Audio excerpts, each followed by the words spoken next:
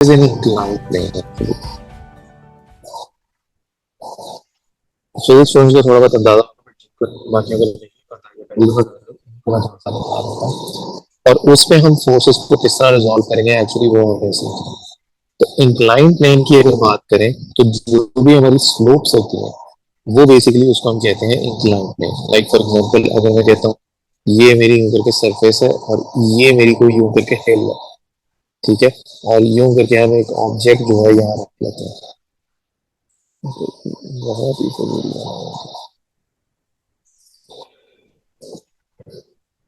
Okay, इस पे मैं आपको एक दफा सिखा देता हूँ कि आपने फोर्सेस को ड्रॉ कैसे करना है और इसमें फिर हम कंपोनेंट्स किस तरह से लेते हैं। ठीक है, यहाँ पे मेरा एंगल है थीटा जो कि अननोन है।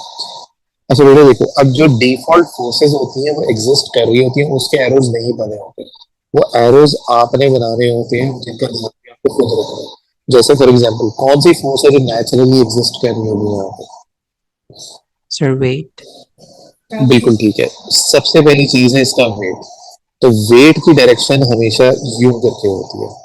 ये नहीं हो सकता कि वेट की डायरेक्शन टेढ़ी हो जाए, वेट हमेशा परपेंडिकुलर नीचे की तरफ अप्लाई होगा। आपकी स्लोप टेढ़ी है, ठीक है। अब होता ये है कि नॉर्मली हम अपना एक्स एक्सेस यूं लेते हैं और वाई एक्सेस हम यूं लेते हैं। बट जब हमारे पास स्लोप्स आ जाती हैं तो हम स्लोप्स के हिसाब से ले लेते हैं। यानी इस केस में मेरा एक्स एक्सेस यूं हो जाएगा और फिर मेरा वाई एक्सेस जो है वो यूं होगा, ठीक है। इससे ये होगा कि फोर्सेस को रिजॉल्व करना आसान होगा। इससे मेरा मतलब क्या है कि लेट्स इमेजिन मैं ये कहता हूँ कि मेरे पास ये 10 न्यूटन की एक फोर्स है which is at an angle of 40। सिर्फ एक्सप्लेन कर रहा हूँ, ठीक है। आपने क्या करना है कि अब आपने अब उसके अंदर अब खुद देखो कि अगर मेरा एक्स एक्सिस यूं है और मेरा वाई एक्सिस यूं है, और अगर मैं इस वाली फोर्स की अगर बात करूं और दोनों की एक्चुअली बारी बारी बात करता हूँ, पहले मैं ऊपर वाली की बात करूं, इसकी मैं बात करूं, तो ये जब ग्राफ के ऊपर एक्चुअली ड्रॉ होगा तो ये कुछ यूं करके ड्रॉ होगा। तो आपको नजर आ रहा है कि मुझे इसका एक्स कॉम्पोनेंट और वाई कॉम्पोनेंट ड्रॉ करना पड़ेगा। और सेम चीज इसके साथ है, मेरा वेट बिल्कुल सीधा था नीचे की तरह, तो मुझे इसका भी एक्स और वाई ड्रॉ करना पड़ेगा। बात समझ आ रही है कि नहीं आ रही? जी,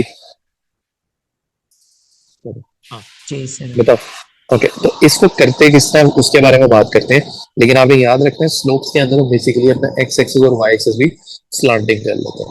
और इसे करना ये होता है कि पहले आप देखो इसका कंपोनेंट इधर और एक कंपोनेंट इसका इस साइड पे, और सेम चीज इधर एक कंपोनेंट इसका इस साइड में और एक कंपोनेंट इसका इस साइड पे। अब जब आप इसके एरोज लगाना शुरू करोगे तो एरोज अगर देखो तो एक ये एरो और एक अपवर्ड एरो। और सेम इसी तरह वेट के लिए जब आप देख रहे हो तो पहले आप इस पॉइंट से नीचे जाओगे और फिर आप इस डायरेक्शन में जाओगे। ये समझ आया थोड़ा सा कि नहीं आया? J, sir. ओके, तो उसके बाद जो चीज आपने याद रखनी है कि ये वाला एंगल ये वही एंगल होगा जो यहाँ पे था। ये एंगल सेम होता है हमेशा। तो अगर यहाँ पे थीटा लिखा है तो वहां पे भी एंगल आपका थीटा होगा। और इसके आगे जब सॉल्व करोगे तो ये वाला कॉम्पोनेंट आपका साइन होता है एंगल के सामने वाला, तो 10 sin 40, और ये जो साथ वाला कॉम्पोनेंट होगा ये होगा 10 cos 40। और इसी तरह जब आप ये नीचे वाला लिखोगे तो ये थीटा के सामने वाली जो साइड है वो साइन होती है, तो इसको आप लिखोगे वेट साइन थीटा, और इसको आप लिखोगे डब्ल्यू cos थीटा। समझ आया कि नहीं आया? Yes, Sir, sir. how do you know the angle is the same? Actually ना पैरेलल लाइंस बनते हैं जीरो पे, एक्सप्लेन करना थोड़ा मुश्किल है, बट आप याद कर सकते हो कि ये वाला जो एंगल होता है ये हमेशा कैरी, जब वेट के साथ हमेशा यही वाला एंगल कैरी। Okay. इसको बस आप सिंपली याद करो, ठीक है।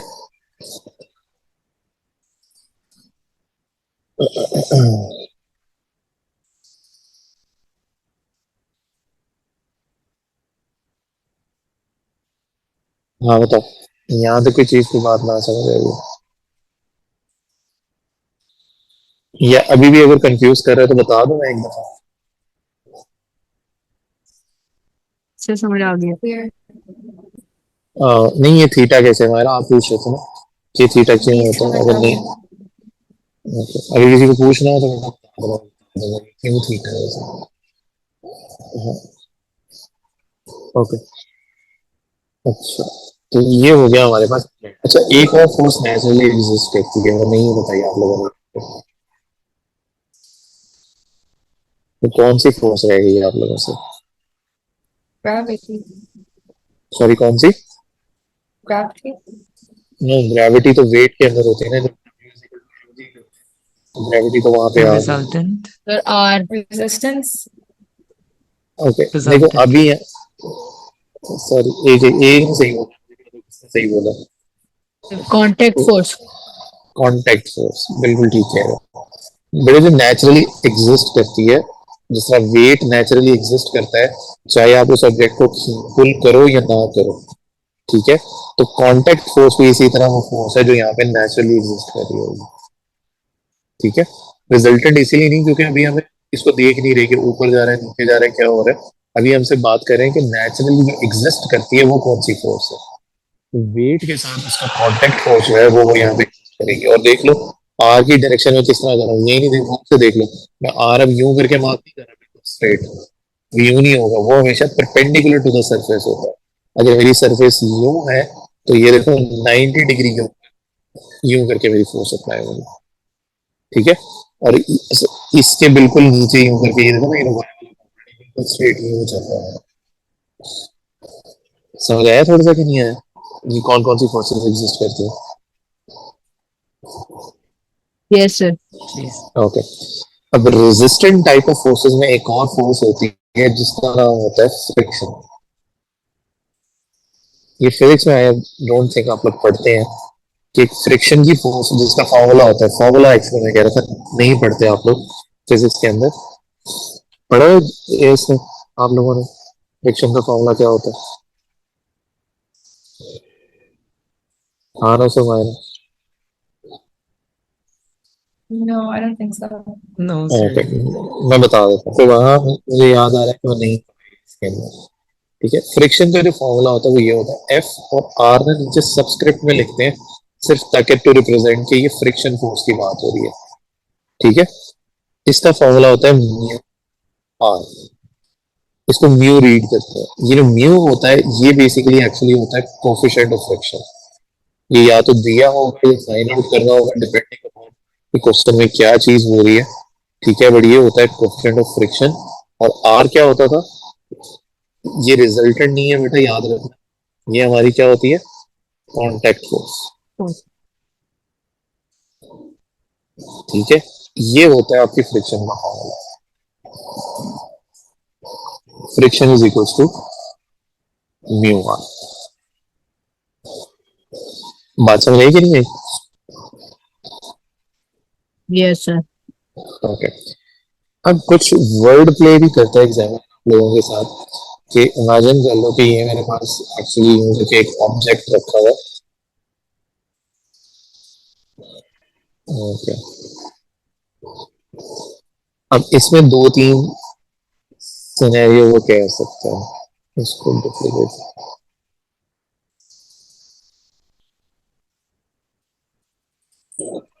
ओके। इसके अंदर वो कह सकता है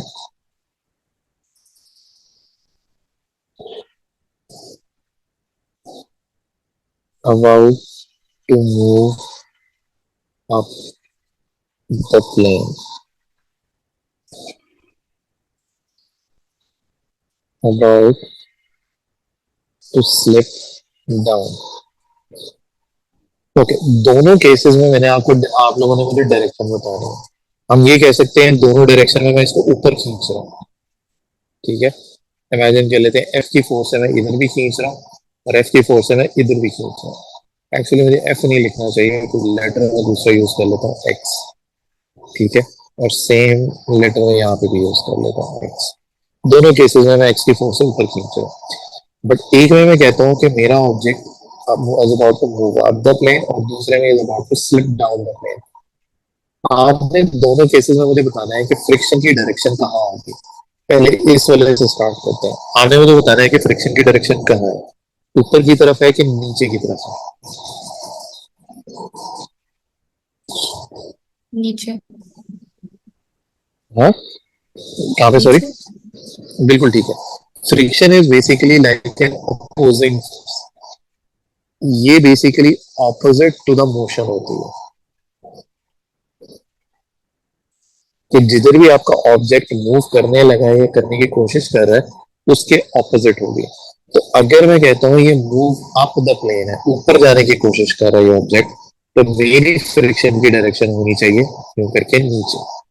ये है मेरी फ्रिक्शन की डायरेक्शन। बहुत सारे लोग एक तो इज्यूम करते हैं कि मैं एक्स से ये ऊपर खींच रहा हूँ तो फ्रिक्शन नीचे की तरफ होगी, ठीक है। बट जब इधर आते हो, इसमें is about to slip down, हालांकि मैं इस ऑब्जेक्ट को ऊपर खींच रहा हूँ, maybe it's not with enough force, इस वजह से वो ऊपर नहीं जा रहा, बट इस एक फोर्स ऊपर की तरफ लग रही है। बट अगर क्वेश्चन में लिखा है is about to slip down, तो इसका मतलब है ये ऑब्जेक्ट नीचे की तरफ जाने की कोशिश कर रहा है। तो जब ये नीचे की जाने की तरफ इसका मोशन है तो फ्रिक्शन की डायरेक्शन जो होगी वो इधर ऊपर की तरफ होगी। ये समझ आइए बात की नहीं आई? Yes, sir. जी सर। No, देख लो। sir.